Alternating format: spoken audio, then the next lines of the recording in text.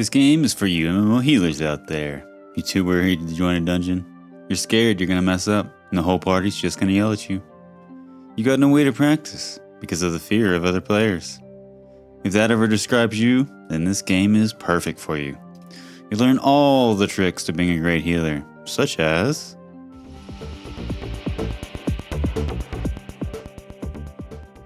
you're first greeted by the soothing music of the magical fantasy style right out the gate, right before you're dropped into a dungeon, right into combat, to learn the game instead of reading a tutorial. Now this is how you do a good tutorial.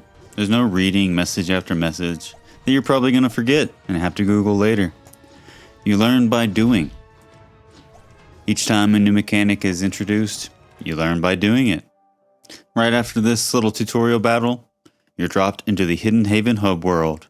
Now this is going to be your main hub zone for the rest of the game. This is going to be where you're going to be acquiring new spells, equipping gear.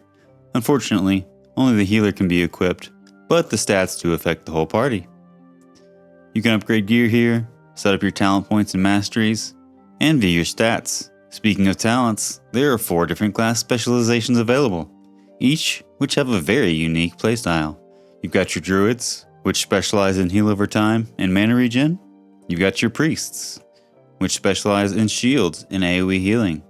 You've got my personal favorite, the occultist, which are good at offensive healing and debuffs. You can cast things like Siphon Life, which put a debuff on the target and transfer all the damage into healing for your party.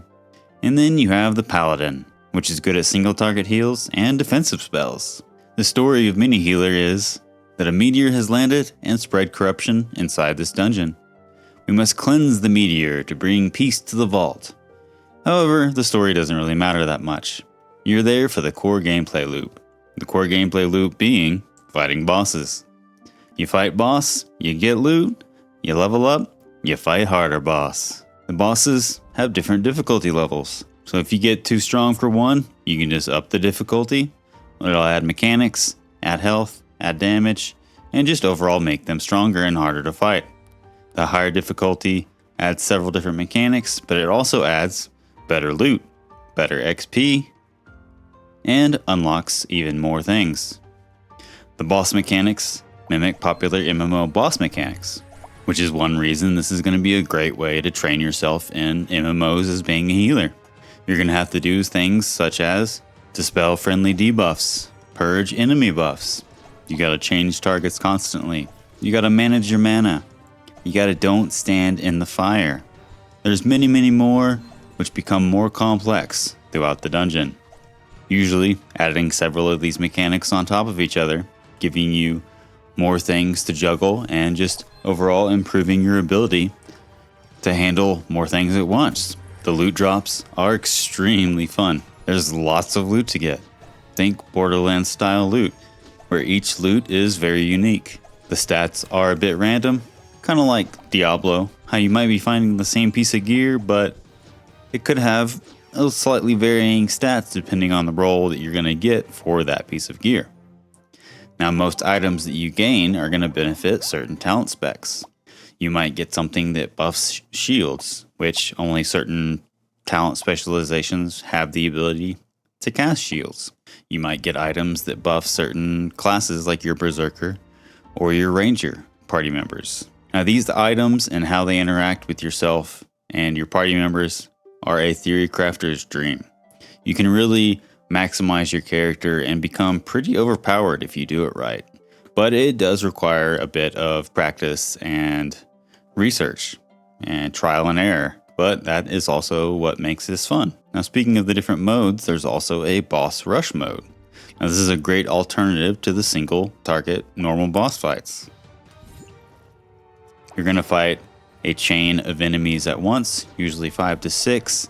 I think it might go up to 7 and 8 later in the higher difficulty levels. You're going to have to manage your health and mana throughout the entire boss rush. So 5, 6 bosses in a row, you're going to have to manage your mana, the most important part, throughout the entire thing.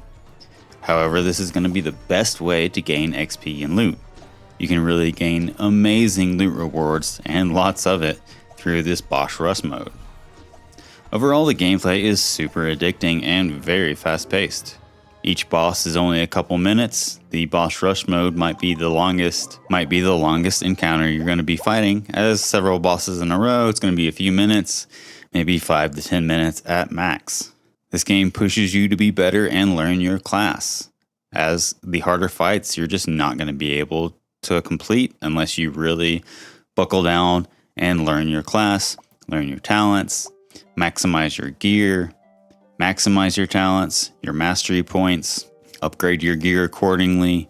Speaking of which, there are several ways to upgrade your characters. I talked about gear before, but there is also upgrading the gear specifically. You can upgrade the stats on the gear, you can add augmentations to gear, you can add mutations to gear, and you can just overall upgrade the quality of the gear. You can also upgrade talent points with masteries, which give them little bonuses on top. You can upgrade your spells, making them even stronger, which there is a wide range of spells.